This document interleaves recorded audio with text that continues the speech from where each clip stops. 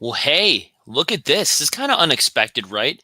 Not only is this a preview episode of Banditland Boulevard for Game 6 of the 2025 Buffalo Bandits season, but it's also a live stream. How about that? Our first live stream on this very platform. Trevor Hauer here with you, one of the co-hosts of Banditland Boulevard. Tony is not with me today because he is off in paradise right now. He is on vacation with his fiance, hopefully having a great time right now. I believe he's in San Juan, Puerto Rico as we speak, and hopefully he's having a good time because I know the weather down there is probably much better than it is up here in the Buffalo area. That's for sure. But Buffalo Bandits hosting the Albany FireWolves. If you are in the live stream, it's something that we're going to be trying out. This is sort of a trial and error thing going on here.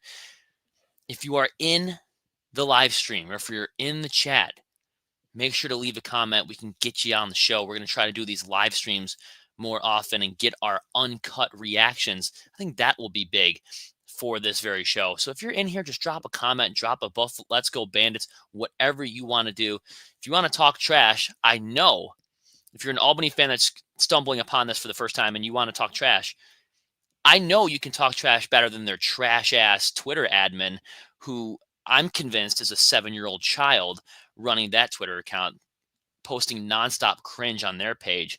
That's about the only sort of trash talk I'm going to say about the Albany FireWolves because I think despite the 2-6 record, I think they're a pretty damn good freaking lacrosse team, and we're going to jump right into it. Looking at this pregame preview, Bandits, FireWolves, two very, very familiar foes, and this is a rivalry that goes back years. Not Albany per se, but this was the original Philadelphia Wings franchise, the same franchise from the 90s that the Bandits saw and conquered 3 times in the 90s. This is also the same franchise that branched out and turned into the New England Black Wolves. And, the Bandits had very much, I would call that a rivalry, back and forth type of games against those guys. And then as soon as they leave the New England area, they go to Albany, the armpit of New York, by the way. That's another part of trash talk, I will say, about the Albany FireWolves. They have met this franchise in the finals technically 4 times, or they've beaten them 4 times. Because I believe in 1994 they lost to the Wings. They failed to three-peat, but you got the Albany FireWolves here tonight. A lot of history between these two franchises. A team that really shouldn't be 2-6 in my eyes. There's no way that the Albany FireWolves with this roster just, completely doing a 180 from 2 years ago. Last year, they punched their ticket. They go to the finals. They sweep the Bandits twice in the regular season.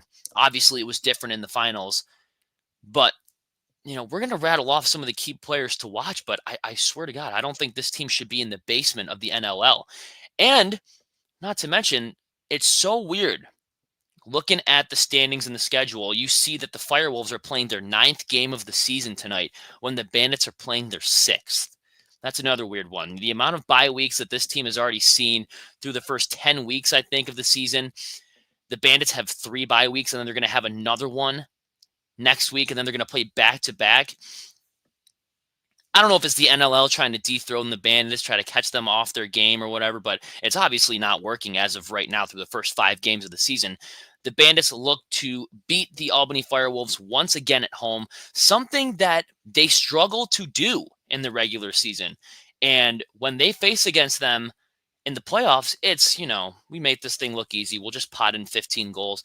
If you remember the last regular season game, though, against the Albany FireWolves, the Bandits had a goalie goal scored against themselves. Doug Jamieson scoring on the empty net to win the game. I don't even know what the score was. But it was, I think it was a 2-goal game. Albany dominated in that one. And I don't even think Matt Vince was even playing in that one.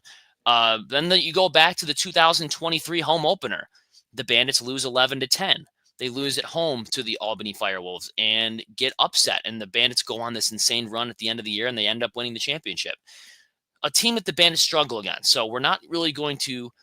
That's why I really wasn't trash talking the players per se on the Albany FireWolves, and I was just kind of, giving them backhanded comments about the city and their Twitter admin, who, oh my God, is a complete joke, by the way. But looking at this tonight, you got some players to watch for the Albany FireWolves, and very, very good players, I might add.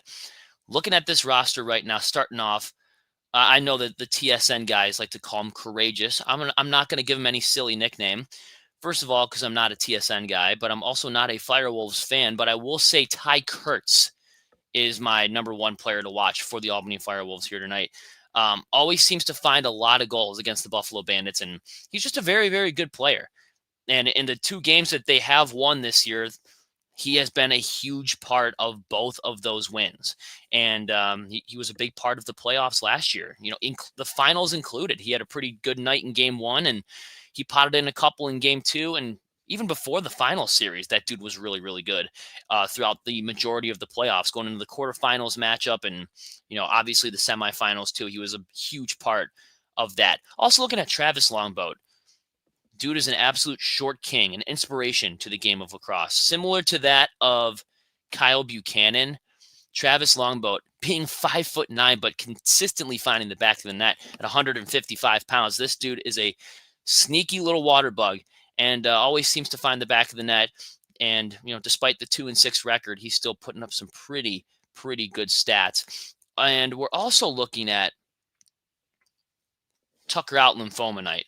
If I didn't mention that before, huge.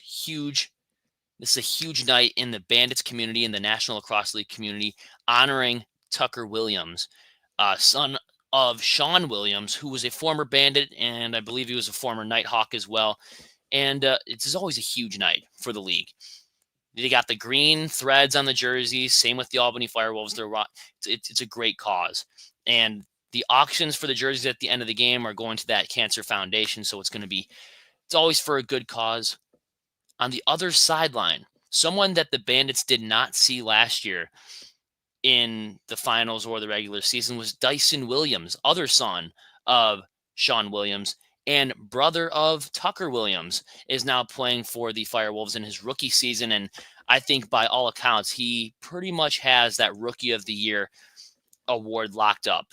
Dyson Williams, is definitely one of the dominant players on that team, and I think he's going to have a great night. It's essentially a homecoming game for him, because I know he's been to a lot of Bandits games when Sean was on the team. So this is a big night for him. Obviously looking at Doug Jamieson and knowing the Bandits community, knowing the Bandit fans, I already know what they're going to be saying to Dougie Jamieson. There's a little chant that they like to do, and I think it was last year, especially in Albany, when all the chants were raining down in game 1 last year. Dougie, you suck. Does that sound familiar? I think that's what the Bandit fans are going to bring to the table. They're going to be taunting him. It's going to be loud, because when you got this undefeated Bandits team going up against a 2-6 FireWolves team, it's going to be a loud house. Every single night in Banditland is going to be a loud house, and especially on Tucker Out Lymphoma Night, I think we're going to be pushing 17, 18, 19,000 fans in the stands. Players to watch for the Buffalo Bandits. You can pick out the entire roster and say, oh yeah, we can watch this guy, we can watch this guy, we can watch this guy. Real quick before I do so, I have quick injury updates to give you guys. It is likely for Albany, Callum Crawford is not going to play. And if you guys remember Callum Crawford, former Buffalo Bandit, that was traded away in the exchange to bring Sean Evans to the Bandits. And don't get me wrong, Sean Evans, good player for the Bandits, but Callum Crawford almost broke Mark Steinhouse's single points in a game record last year when he was playing. I think that was down in Dallas Fort Worth when the Panther City Lacrosse Club was still a team. But yeah, he's always a thorn in the Bandit side. I always call him Callum Bandit Killer Crawford. That's a perfect nickname for him, because every single time that dude faces against us, it's like he pots in 6 goals, 7 goals. He's like Robert Church of the East Side. Robert Church that plays with the Rush. Every time the Bandits face against that guy, he goes on like career nights. And playing over on the East Side of things now, Callum Crawford, is pretty much Robert Church of the East Side. And the fact that he's not playing is almost virtually soul crushing for the Albany FireWolves. But from the names that I previously mentioned before, Longboat, Ty Kurtz, Alex Simmons, obviously too, but Sam Firth and,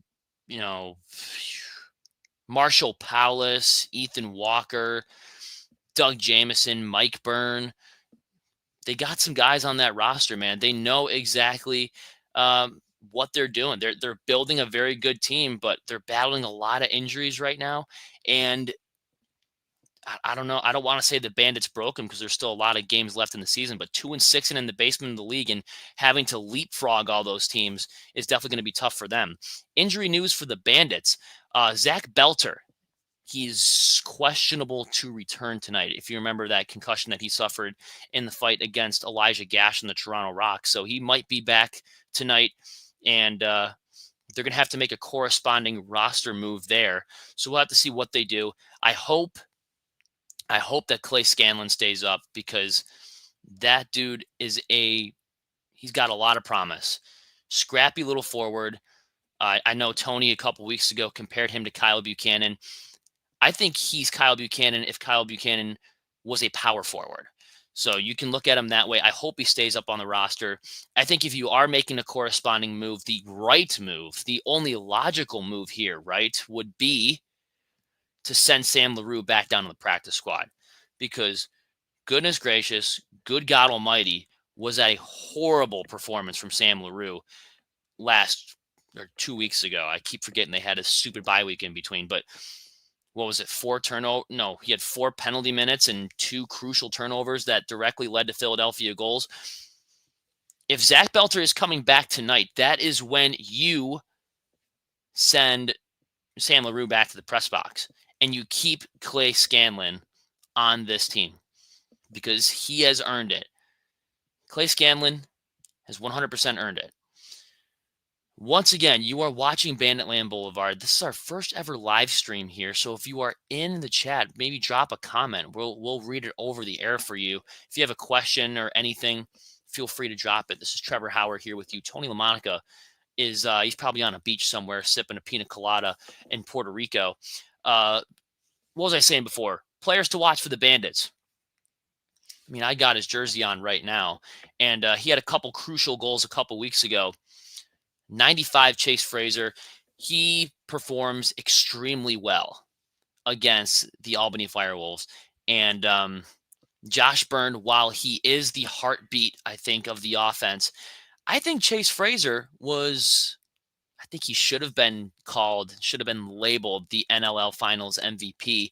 If Josh Byrne didn't pot in, 5 goals in game 2, I think Chase Fraser would have easily been NLL Finals MVP in 2024. And man, does that guy put on some excellent performances against the Albany FireWolves. And why should that continue? Why should that not continue? It only makes logical sense. I think Chase Fraser loves facing against these guys. I think he loves facing against Philadelphia. I think he loves facing against Toronto. Those are 3 teams that Chase Fraser absolutely dominates against, and I don't see it slowing down. I really don't see it slowing down. So we got that. I want to look at Matt Vince. Let's have a bounce back night. 19-14. We're really not used to seeing Matt Vince give up 13, 12 plus goals. And in back-to-back games, he has given up 13 and 14 goals. If Albany is 2-6, as Bill Parcells once said, you are what your record says you are. Matt Vince needs to go out there and be dominant between the pipes tonight and needs to prove that team is 2-6 for a reason. Every team gets injured. Ask the freaking 2023 Bandits about injuries. They overcame those. They were undeniable, and they won that championship despite virtually everyone and their mothers except for Dane Smith were on that injury reserve at one point or another during that season. So injuries are not, and I repeat, not an excuse, but Matt Vince needs to prove they are what their record says they are. Make them 2-7 going into tonight's game. We need a dominant performance out of him. I'm going to say this one as an honorable mention. If 77 does come back, if Zach Belter is on the floor, continue just to be a physical specimen. Like, we know that this guy is so physical. He's dominant on defense. Doesn't have to get into fights anymore, for God's sake, for crying out loud. But dude, you are a physical beast. If you come back and you're stronger than ever, that'll be great to see on the defensive side of things. Also, I mean, just the dynamic duo, Dane Smith and Josh Byrne, the D-Generation X tag team that they are, they're going to be potting in goals because, I mean, you can look at great goals against the Albany FireWolves, and when it comes to mind, other than Chase Fraser, when you see players like Dane Smith and Josh Byrne on the floor, I think of hidden ball trick against Albany. I think of the goal in Albany in game one where it sort of put the game on ice. Dane Smith's sidearm shot from just inside the restraining line that went top shelf on Jamison to put that game away. That was great. They've had some big goals against them and big style point type of goals. We know what Josh Byrne is capable of doing. We know he's capable of, doing goals where it's just one hand on the stick, maybe through the legs or something behind the back. I want to see something like that once again going into tonight's game. And it's going to be great. I mean, you can pretty much list out the entire roster. If Clay Scanlon is playing, I want to see how he performs against a team like Albany. Obviously, he wasn't there during the 2024 finals, but I mean, he doesn't know. He doesn't really know what it's like to face against this team and how special it is coming into this house and the rivalry between these two teams. A lot of people, and for good reason, when you think about rivalries in Banditland, you think of Toronto, you think of Rochester, you think of Colorado. I mean, sort of the Albany one goes under the radar. If they were still the original Philadelphia Wings, I think you can make the argument that these two teams are top one rivalry in the National Lacrosse League due to all the history that they've had, going all the way back to 1992 with John Tavares's behind the back goal in overtime to win their first title in their first year of expansion. And then Darius Kilgore in 1993 scoring with like a minute to go to win that championship, to complete their undefeated season. This is great. And I love the cute little attempts that the Albany FireWolves media personnel, with their 2 likes and their 1,000 views and engagement on Twitter, talking about get your ranch ready and, get posting, promoting. I will show you this right now because this is the funniest thing that I have ever seen. I am showing you this in real time. So I'm sorry to the audio listeners. I will explain it to you, what I will be showing you on the screen right here. But yeah, I'm just scrolling through their Albany FireWolves Twitter account. I swear to God, I think it's a 7-year-old running this account. See, this one's not bad. This one says game day in Buffalo. That's not bad. See, I don't mind that one. But good night, fam. Tomorrow we play lacrosse. Who says that? Who the hell says that? Get your ranch ready. We're coming to Buffalo. And they posted a graphic of a bunch of chicken wings around Albany players outside of Shays. Shays is a freaking place where you go to watch a play, maybe a small concert, some Broadway event. I saw Phantom of the Opera at freaking Shays. Why are we showing Shays? Idiots. And then also looking at, they have the audacity to say last time we were there, last time we played in Buffalo, last regular season, this happened. And they're showing Doug Jamison's goalie goal. Show the championship finals when the Buffalo Bandits absolutely kicked their teeth down your throat. And then I'll get a little bit of respect. This one is the one that got me. They posted a picture of, is that Joe Nardella fighting Brad McCulley?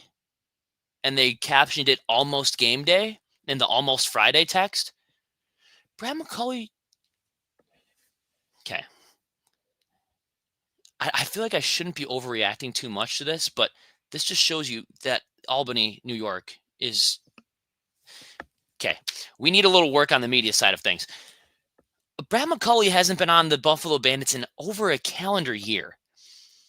Why don't you show Dougie Jameson scoring a goal or something? Like, why don't you show someone else fighting someone else? You need a little bit of work. And your, was it 2.6 thousand engagements? You stink. Ever since the goalie goal and everything like that, and when I've continued to follow the history of this Buffalo Bandits team, and I go back and I watch the Philadelphia Wings, those old games on that tape, and I watch the New England Black Wolves, I have never in my life liked the Albany FireWolves. And that's that's that sneaky little team. It's kind of a pain in the you-know-what.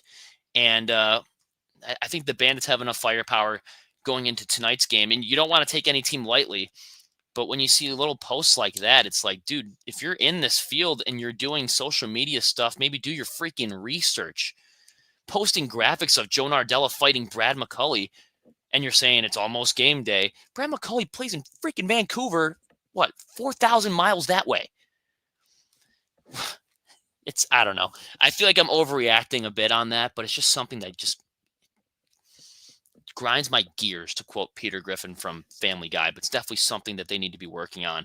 I just named you those players to watch for the Bandits in Albany, and had to go on a little mini rant there about their social media. But Banditland on Twitter, holding it down, kind of putting them in their place, saying he doesn't play for the team anymore with 2 fire emojis. It's great. And what the hell is a firewolf? What the hell is a firewolf? Other than runner-ups in the 2024 NLL Finals. We're going to go into the key players, not the key players to watch, keys to a victory, because we want the Bandits to go 6-0. You, the listener, you, the viewer, probably stumbling upon this channel right now, wants to see a victory, and so do I. I want to see a victory too. Once again, this is our first ever live stream on the Banditland Boulevard channel, so if you are here, make sure you drop a comment. Make sure you drop something. Give me some engagement here. Give me something to talk about. I'll bring your comment up on the screen. We'll shout you out. And if you're the audio listener, thanks for holding it down on the Spotify side of things, because we love our listeners too. Whether you're listening to this in your car or anywhere else, we love it and we appreciate you. Thank you, audio listener, and thank you, viewer. Keys to a Bandits victory. You guys know Doug James's weaknesses. You know them. The low shot. The low shot. Why not keep doing that? Shoot low. Shoot low on Doug Jameson. We promise. Me and Tony. I mean, Tony's in Puerto Rico, probably drinking a daiquiri right now, but he can probably tell you that, hey, if you continue to shoot low on Doug Jameson, they're going to bounce through the 5-hole. They're going to bounce over his cleat.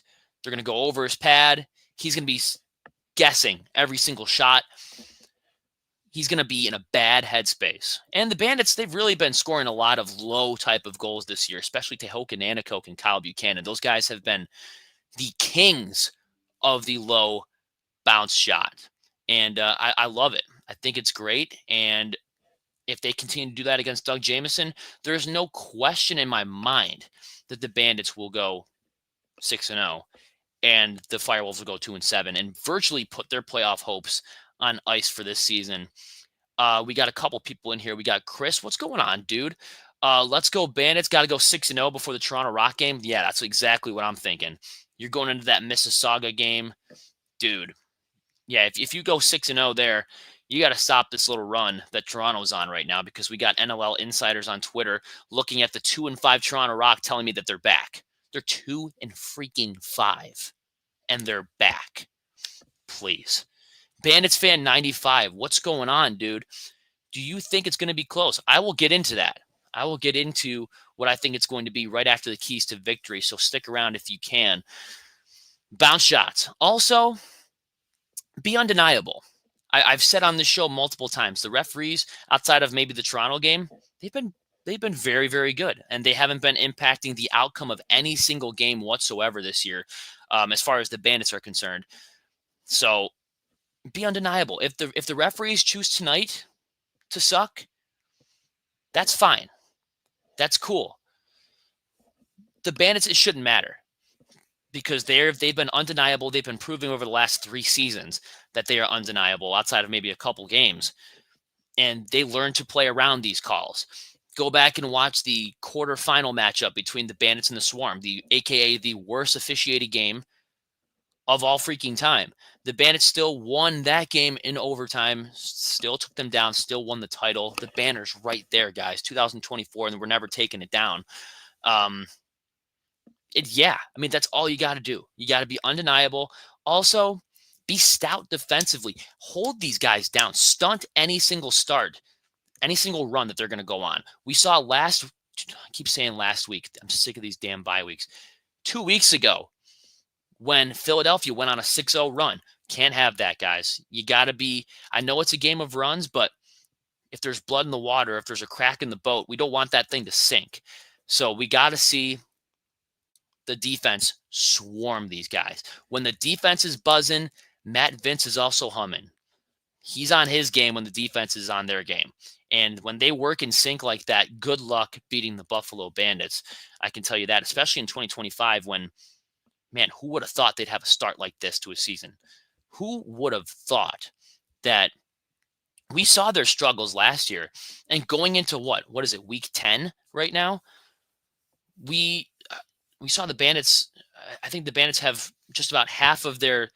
How long did it take them to win 5 games last year? They start off 5-6 in like March, like the middle of March, right? It's February 1st, first day of the second month of the new year, and we're seeing 5-0 start. Shades of 2022. Hopefully not the same outcome as 2022 though. But man, we love watching the Bandits start off the season undefeated, going into a game against a rival, which they like to call the rival down the 90, or what they also like to call ranch versus blue cheese, because they have an obscure obsession over putting ranch on chicken wings. I'm gonna be so for real with you. That obsession's weird, and I like my chicken wings without ranch and without blue cheese. Just saying. That's just how I like it. That's just how I eat them. Like if you're gonna put hot sauce on it, I don't need any blue cheese. No, I don't need any of that. But yeah, we got to go into score predictions here. We already got our keys to the game, keys to a victory. We got our players to watch. We need our score predictions here. Tony, if you're watching this, dude, and you're sipping on something on the beach, but you stumbled upon this, you can feel free to drop your comment in here as well. Do I think it's going to be close? That's what Bandits Fan 95 asked me. Well, I do think it is going to be close, because every time Albany comes to Buffalo for a regular season game, they make it a living hell for the Bandits. I think it's going to be different though. I think that I just don't see the Bandits losing. Last time they played a regular season game at home, they can flex this all they want. Our starting goalie, the best goalie in all time, wasn't even playing, and the Bandits only lost by 2 goals. I think the Bandits win this one by 3. I think they go in and win this game 14-11 over the Albany FireWolves. The Bandits go 6-0, and the FireWolves drop and go to 2-7, virtually closing the lid on the casket of their 2025 season. Chris says, like the live stream, hope to be back in the future. Hell yes, dude. This is something that we're trying. If you guys like the live stream, we're going to keep them going, because I think this is huge. If we can get a live Bandit show on here, definitely something we're going to try for the future. But yeah, other than that, guys, have fun at Banditland. Tucker out Lymphoma Night. It's always a big one. It's for a great cause. And it's great on both sides too. Dyson Williams over in Albany, son of Sean Williams, former Bandit. So this game is special for both sides of the floor here, and it's gonna be great to see. And obviously the jerseys. If you haven't checked out what the jerseys look like, Albany's gonna be rocking the whites, the reds on the shoulders with the green trim. The Bandits have obviously the Albany FireWolves have the Tucker Out logo with the cross diagonal FireWolves thing. Bandits is kind of similar. They're rocking like a blackish kind of charcoal color jersey with orange and green on the shoulders, and it says Bandits in diagonal letters. So that's going to be very, very cool to see. But yeah, 14-11 is my score prediction. It's an underrated rivalry in this league, and dude, if I'm being completely honest with you right now, I can tell you it's going to be a loud house. Loud house in the KeyBank Center. I think last time I was there when they faced against the Albany FireWolves, it was the last regular season game at the KeyBank Center. I couldn't make game 2 of the finals, unfortunately, due to work and stuff, but I saw a couple Albany fans there, so it's not too often you see the opposing fan base show up in Banditland, but we're going to show them what a real lacrosse crowd looks like. I was at game 1 of the, oh my God, it's so pathetic. I was at game 1 of the NLL finals against the Albany FireWolves, and on the Jumbotron, this is so pathetic. On the Jumbotron before the anthems, they were showing the rules of indoor lacrosse. Like, this is what a face-off is. This is how you score. I'm like, you have to show your fans in the finals the basics of indoor lacrosse.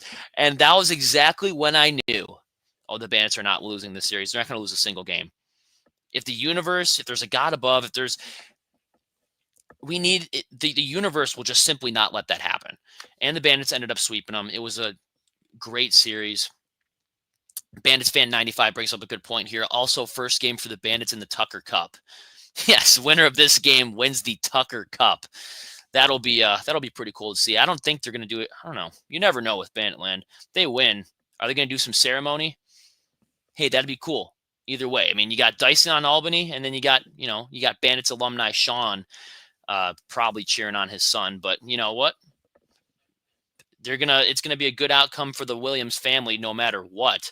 And I just think, just being on this show, being one of the co-hosts of Banditland Boulevard, I think I hope and pray that the Bandits pull out this one and they jump out on top and they go 6-0 and they look to keep this undefeated streak going. But that's pretty much all I have for this show today. It's going to be a preview. Tony will be back, me and Tony, for the post game of this one. Hopefully the Bandits jump out to a big win tonight and go 6-0.